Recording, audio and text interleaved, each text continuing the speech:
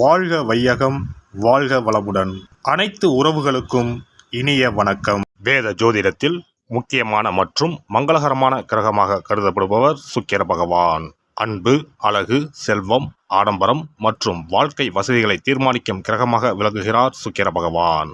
சுக்கிர பகவான் பொதுவாக சுமார் 25 நாட்களுக்கு ஒருமுறை தனது ராசியை மாற்றுவார். அந்த வகையில் வரும் மார்ச் மாதம் 26ஆம் தேதி வியாழக்கிழமை அன்று அதிகாலை 5:30 மணிக்கு மீனராசியில் இருந்து வெளியேறி மேசராசிக்கு பயிற்சியாக உள்ளார். சுக்கிர பகவான் மேசராசியில் ஏப்ரல் மாதம் 19ஆம் தேதி பிற்பகல் 3:51 வரை பயணம் செய்வார்.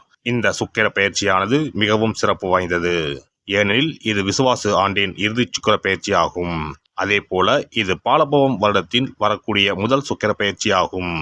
இந்த சுக்கிர பெயர்ச்சி உங்கள் வாழ்வில் பல மாற்றங்களை தரப்போகிறது. குடிசையில் இருந்த சில ராசிக்காரர்களின் வாழ்க்கை இப்போது கோபுரத்தில் ஏறப்போகிறது. பணம் பல வழிகளில் இருந்து வரப்போகிறது. இதுவரை இருந்து வந்த உடல் உபாதைகள் படிப்படியாக குறையப் போகிறது. பட்ட கடனை அடைக்க புது வழிகள் பிறக்கும். நடக்கப்போகும் இந்த சுக்கிர பெயர்ச்சியால் உங்கள் வாழ்வில் வளமும் நலமும் செல்வ செழிப்பும் பெற்று வாழ்வில் உயரிய நிலையை அடைய எல்லாம் வல்ல எம்பெருமானை வேண்டி விரும்பி கேட்டுக்கொள்கிறேன். கடகராசி அன்பர்களே, இந்த சுக்கிர பயிற்சியால் உங்களின் நிர்வாக திறமை அதிகரிக்கும். வருமானம் சீராக இருக்கும். வீடு, வாகனம் ஆகியவற்றை வாங்குவீர்கள். இல்லத்திற்கு தேவையான நவீன உபகரணங்களை வாங்கி மகிழ்வீர்கள். எதிர்வரும் இடையூறுகளை முன்கூட்டியே உணர்ந்து அதற்கேற்ப செயல்முறைகளை மாற்றிக்கொள்வீர்கள். இல்லத்தில் தடைப்பட்டிருந்த திருமணம் போன்ற சுபகாரியங்கள் நடந்தேறும். தெய்வ வழிபாடுகளில் ஈடுபடுவீர்கள். அதே நேரம் சகோதர சகோதரி வழியில் சிறிது மனத்தாங்கல் ஏற்படலாம். எனவே விட்டு கொடுத்து நடந்து கொள்ளவும். அதோடு அனாவசிய வம்பு வழக்குகளில் ஈடுபட்டு பெயரை கெடுத்து கொள்ள வேண்டாம். மற்றபடி உங்கள் துறையை சேர்ந்தவர்கள் தாமாகவே தேடி வந்து நட்பு கொள்வார்கள். உங்களின் வளர்ச்சியை கண்டு பொறாமை கொண்டவர்கள் கூட உங்களுக்கு உதவி செய்யும் காலகட்டமாக இது அமைகிறது. இந்த காலகட்டம் உங்களை புத்துணர்ச்சியுடன் செயல்பட வைக்கும். கடந்த கால கசப்பான அனுபவங்களில் இருந்து விடுபடுவீர்கள். பொருளாதார நிலைமை சீரடையும். சேமிப்பு விஷயங்களில் கவனம் செலுத்துவீர்கள். நண்பர்கள் மற்றும் கூட்டாளிகளுக்கு ஆதரவாக இருப்பீர்கள். புதிய சொத்துக்களை வாங்கும் போது வில்லங்கம் ஏற்படாத வகையில் கவனமாக வாங்கவும். தொழில் ரீதியாக தேவையான பயணங்களை மேற்கொள்வீர்கள். உங்களின் மதிப்பு மரியாதை உயரும். சிலருக்கு அரசு விருதுகளும் பாராட்டுகளும் கிடைக்கும். சிலருக்கு புதிய வீட்டிற்கு பெயர்ச்சியாகும் வாய்ப்புகள் உண்டாகும். பூர்வீக சொத்துக்கள் வகையில் இருந்து வந்த வில்லங்கம் விலகி சுமூகமான பாக பிரிவினை உண்டாகும். பழைய சொத்துக்களும் விற்பனையாகும். இதனால் வங்கி கடன்களை திருப்பிச் செலுத்துவீர்கள். உடல் ஆரோக்கியம் சிறப்பாக இருக்கும். மருத்துவ செலவுகள் ஏற்படாது. குடும்பத்தார் உங்களுடன் விட்டு கொடுத்து பழகுவார்கள். உங்கள் தோற்றத்தில் வசீகரம் உண்டாகும். நீண்ட காலமாக தடைபட்டு வந்த குழந்தை பாக்கியம் இந்த காலகட்டத்தில் கிடைக்கும். பிள்ளைகளை வெளிநாடுகளுக்கு அனுப்பி படிக்க வைப்பீர்கள். எவருக்கும் இந்த காலகட்டத்தில் உங்கள் பெயரில் பணம் வாங்கி தர வேண்டாம். உத்தியோகஸ்தர்களுக்கு வேலைப்பளு அதிகரித்தாலும் உங்கள் செயல்களை செவ்வனை செய்து முடிக்கும் ஆற்றலை பெறுவீர்கள். சக ஊழியர்கள் உங்களுக்கு நேசக்கரம் நீட்டுவார்கள்.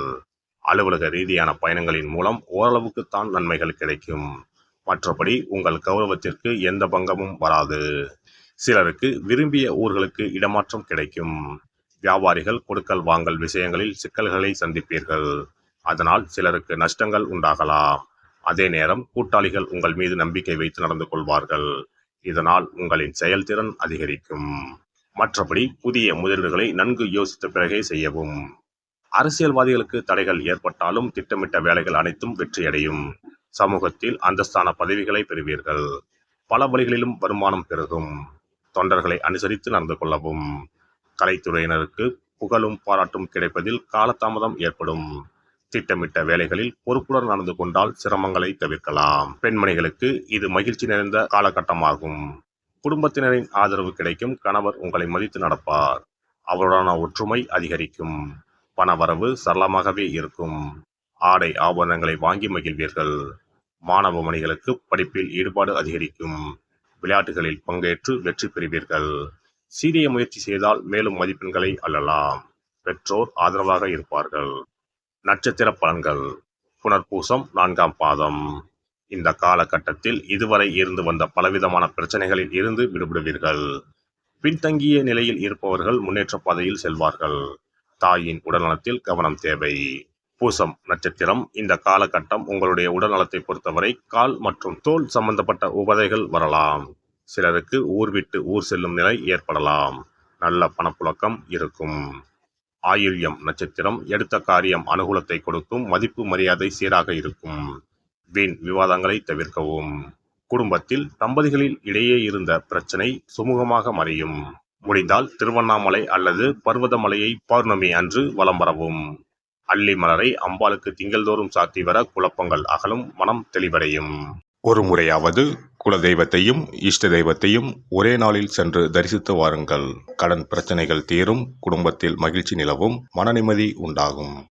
சிறப்பு தொகுப்பு. இனி சுக்கிர பகவானின் அருளை முழுமையாக பெற வெள்ளிக்கிழமையில் செய்ய வேண்டிய வழிபாடு என்ன என்பதனை பற்றி காண்போம். வெள்ளிக்கிழமை என்பது தெய்வ வழிபாட்டிற்கு உரிய நாளாகும். அதிலும் குறிப்பாக மகாலட்சுமியை வழிபடுவதற்கு சிறப்பான கிழமையாக கருதப்படுகிறது. நமக்கு செல்வத்தை வாரி வழங்கக்கூடிய மகாலட்சுமி தேவியும் குபேரனும் நம்முடைய பூர்வ ஜென்ம கர்ம வினைக்கு ஏற்ப பலாபலன்களை கொடுக்கிறார்கள். அதை அனுபவிக்க செய்யும் பொறுப்பு சுக்கிர பகவான் பார்த்து கொள்கிறார். ஒருவர் செல்வந்தராக இருப்பதற்கு ஜாதகத்தில் சுக்கிரன் அருள் கட்டாயம் இருக்க வேண்டும். சுக்கிரனுடைய அருள் பெற வெள்ளிக்கிழமையில் சுக்கிரஹோரை வரும் நேரத்தில் இவ்வாறு வழிபாடு செய்தால் சுபபோக வாழ்க்கையை அனுபவிக்க முடியும். ஒருவருடைய ஜாதகத்தில் சுக்கிரன் நீச்சம் பெற்றால் உடல் ரீதியான ஆரோக்கிய ரீதியான பாதிப்புகள் ஏற்படும். சொத்து சுகங்கள் எவ்வளவு இருந்தாலும் அதை முழுமையாக அனுபவிக்க முடியாமல் செய்துவிடும். பெரிய பெரிய பணக்காரர்களை எடுத்துக்கொண்டால் அவர்களிடம் எவ்வளவு காசு கொட்டி கிடந்தாலும் சுக்கிர தசை இல்லை என்றால் அவ்வளவு பணமும் வீண் விரயமாகத்தான் போகும். குறிப்பாக மருத்துவ செலவுகள் செய்தே சொத்துக்கள் அழியும் நிலை வரும். இதற்கு சுக்கிர பகவானுடைய வழிபாடு நல்ல ஒரு பலனை கொடுக்கும். சுக்கிர பகவானுக்கு வெள்ளிக்கிழமை என்பது உரிய தினமாகும். சுக்கிரன் அருள் பெற வீட்டில் வெள்ளி பொருட்களை பயன்படுத்துவது நலமாகும்.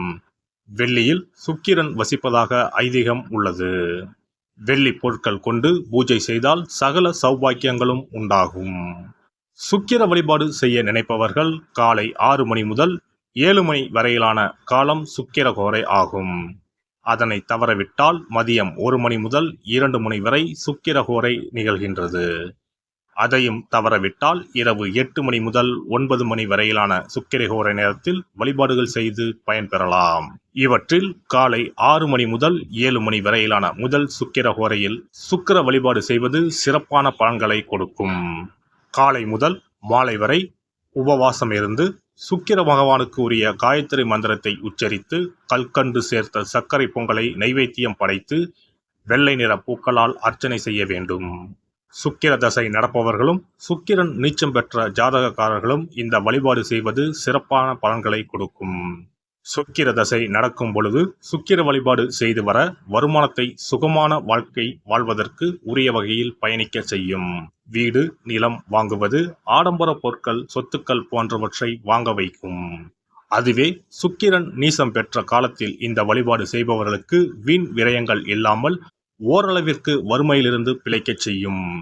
வெள்ளிக்கிழமையில் நவக்கிரக கோவிலுக்கு சென்று சுக்கிர பகவானுக்கு வெள்ளை வஸ்திரம் சாற்றி வழிபாடு செய்யலாம். வெள்ளை நிற நைவேத்தியங்கள் தயார் செய்து கோவிலில் வரும் பக்தர்களுக்கு தானம் செய்யலாம்.